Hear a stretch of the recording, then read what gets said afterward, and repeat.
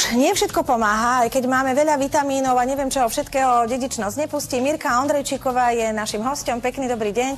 Vítajte. A tento sympatický pán, ako inak muža sme mu nedali mikrofón, aby nič nehovoril. Tento mlčiaci muž je Robert, na ktorom si ukážeme, ako vlastne si môžeme pomôcť, ak nám vypadávajú vlasy. Takže čo môžeme urobiť ako prvé? Čo poviete? Tak ako prvé by som spomenula najprv, že koho sa tento problém dotýka, pretože to nie je iba problém mužov, ako ho tu máme, pána, ale samozrejme týmto trpí aj mnoho žien, a to v každom veku. Príčiny môžu byť rôzne, stres, hormonálne zmeny, lieky. U mužov sa vyznačuje toto vypadávanie vlasov, ako aj môžeme vidieť, že ustupuje vlasová línia z čela, vytvárajú sa také kúty, no a potom postupne sa môže vytvoriť aj takáto plešinka vzadu na temene. Inak ste pekné. U žien sa vyznačuje vypadávanie vlasov tým, že máme akúsi riedku cestičku alebo miesta, kde máme prehyby vlasov, tak tam to vyzerá trochu hrečie. No dobrá správa, dá sa to liečiť, lenže tá liečba je častokrát časovo náročná, pretože to nie je iba zo dňa na deň, trvá dlho a tým pádom je aj finančne náročná.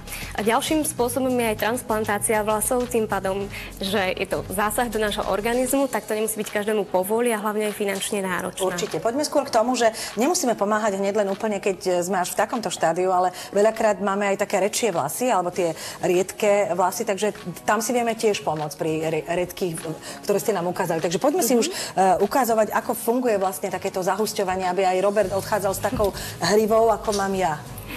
Veľmi výhodnou alternatívou ku transplantácii vlasov, ale aj ako kombinácia liečby tohto vypadávania vlasov je napríklad keratinové vlákno, ktoré vlastne funguje na tom princípe, že sa nasype na problematické miesta a tým pádom vyplní tú hlavu a vyzerá tak bohatšie a tak hustejšie. Dobre, práve sa pozeráme na keratinové vlákno. Človek by neveril, keby ste o tom nepovedali. Na ľavej strane je pred a vlastne na pravej strane je pochopiteľne, že vidíme, že je to po použití. Ako sa to keratinové vlákno aplikuje? Môžeme si to aj ukázať. Aplikácia je veľmi jednoduchá, zvládne to každý sám doma. Budeme na túto stranu, aby sme Roberta otočili? Alebo áno, budeme teda zakrývať tu vzadu. Dobre. Ja keď som prvýkrát Roberta videla, no tak som ani neverila, že má problémy s plešinkou, pretože už to mal na sebe. Tak vlastne sype sa to takto na problematické miesta na hlave. Ako som už ale vravala, vy mu to nesypete, vy mu to tam normálne vťukávate. Akože... Môžeme aj vťukávať, áno. To vám neklopeme na hlavu, to vám aplikujeme. On sa bál, že či nebude počuť dutý zvuk, ale našťastie nie. Nie, on je múdry, pekný chlap, múdry. No a vlastne výhodou je aj týchto keratinových vlákien, že existuje 10 odtieňov, to znamená, aj keď sme blond, brunet alebo prípadne čierne vlasy, ale aj šediny, tak si máme z čoho vybrať. A nasypeme to na tieto problematické miesta, kde máme pocit, že máme nedostatky a môžu to byť nie iba plešinka, ale aj také maličké jazvičky, prípadne chrastičky. To, čo chceme poschovávať pod vlasy. Tak. No viete čo, neviem, či mu nestačí, lebo už vyzerá lepšie ako ja. Akože už to tam máte fakt akože výborné, ale počkajte, ja vás nepustím len tak, Mirka. Čo ide ďalej? Dali sme to tam a teraz sa to nejakým spôsobom asi zafixuje. Presne tak, výborné. Zafixujeme to týmto sprejom, ktorý je vodeodolný. Vodeodolný, to znamená, že ideme na kúpalisko, na plaváreň, Robert skočí do vody a stále to tam má? Áno, vôbec nič sa nestane. Môžeme zmoknúť, dokonca sa môžeme aj spotiť, že tá voda nám to nepustí a niekedy je naša. Tak, to je výborné.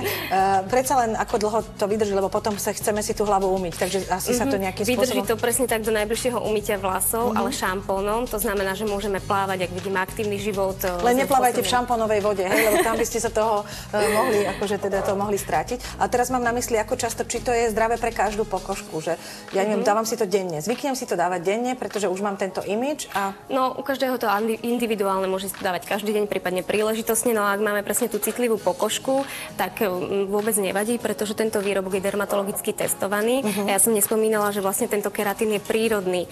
To znamená, že to, čo máme my v našich ľudských vlasoch... Môžem ho otočiť, lebo pekne aj spredu, aby ste nemal pocit, že ho ohovárame. Hovoríte, dobre, nech sa páči. Povedali ste, že je vhodné aj na citlivú pokožku. Ja sa pri tom trošku pristavím, pretože mám si to nejakým spôsobom otestovať, aby som náhodou nemala výražky, alebo nemôže sa objaviť nejaká alergia? Žiadna alergická reakcia sa zatiaľ neobjavila, pretože ide o prírodný keratín. Sú aj náhražky tohto prírodného keratínu, syntetický keratín, no a taktiež rôzna bavlna alebo hodvába, no a tie už môžu spôsobovať alergie. Mirka, z vášho pohľadu je to problém, respektíve je táto pomoc taká, že vyriešime to nastálo, alebo iba dočasne a potom treba ísť k tej transplantácii? Ide o to, že čím sme starší, tých vlasov rokov nám stále budeme mať menej a menej. Áno, genetickú výbavu ani vek teda neovplyvníme, ale tak asi už aj diváci vidia, že to nie je kompletné liečenie, ale je to iba dočasné riešenie. To znamená, že nám to iba tak zakrie ten náš komplex alebo ten náš nedostatok. To znamená, že ak si chceme zvýšiť sebavedomie, prípadne máme nejaké vystúpenie, tak si môžeme to aplikovať a budeme žiariť. Dobre, je niečo, na čo sme ešte zabudli? Môže sa napríklad takéto vlasy, môžu sa lakovať? Akože, vrátim sa zase k nám, ženám, takže máme ich zafixované tým, čo ste spravili, ale potom si možno ešte chceme dorobiť nejaký účes, takže môžeme iné produkty dolakovať, aby mi to čo najlepšie videlo. Samozrejme, lakovať môžeme úplne, ako bolo by vhodné povedať, že toto je taký finálny krok stylingový. To znamená, že ak už máme účes hotový, sme vyčesaní tak, ako chceme, tak to tam nanesieme, aby sme zakryli tie nedostatky. No neodporúčame už potom po tej aplikácii žehliť, fénovať, kulmovať, prípadne nejako extra vyčesávať a taktiež nie sú vhodné gely a tužidlá, ktoré lepia vlasy dohromady a vytvárajú tam taký riedky efekt. Áno, lebo ten nám urobia riedky efekt aj na normálnych vlasy. Mirka, vy ste perfektná. Už teraz chápem, prečo sme Robovi nedali mikrofón. Fakt by pri nás nedostal vôbec šancu. Všetko ste povedali fantasticky. Ďakujeme vám veľmi pekne za návštevu. Robo, vy sa usmievajte ďalej. Dnes môžete celý deň.